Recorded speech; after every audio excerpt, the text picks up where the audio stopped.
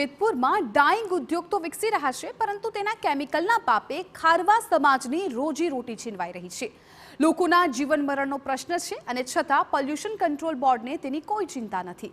હકીકત એ છે કે પાપેના ડાઇંગ ઉદ્યોગના પાણી મામલે અને સૌરાષ્ટ્ર કેમિકલના પ્રદૂષિત પાણી મામલે હવે સામાજિક સંસ્થાઓ અને ખારવા સમાજ લડાયક મૂડમાં આવી ગયા છે.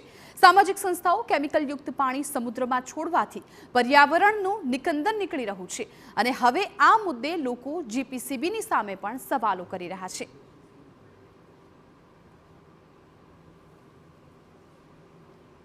જીપીસીબી જે કાર્ય કરે, જે કાર્યવાહી કરે અથવા તો જે રિપોર્ટ આવે એ પબ્લિકલી જાહેર કરે, જેથી બધાને ખ્યાલ આવે કે આ લોકોનો શું પ્રોબ્લેમ છે અને એ સોલ્વ થયો કે નહીં.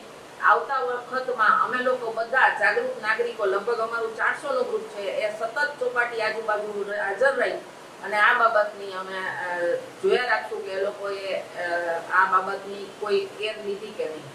જેટલું પાણી પોરબંદરમાં આવશે તો શું નુકસાન કરે, કેટલા લોકોમાં?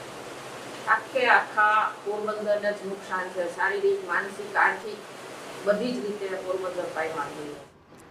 સવાલો તો થશે, કારણ કે કુદરતી પાણીના સ્ત્રોતને નિયમોની સાવ વિરુદ્ધ જઈને અશુદ્ધ કરાઈ રહ્યું છે. હવે આવનારી પેઢીની ફિકર છે અને સરકાર સુધી વારંવાર કરેલી રજૂઆતોનું કંઈક નિરાકરણ આવે તેવી માંગ છે. સાડી ઉદ્યોગનું શુદ્ધ કરેલું ગંદુ પાણી છે.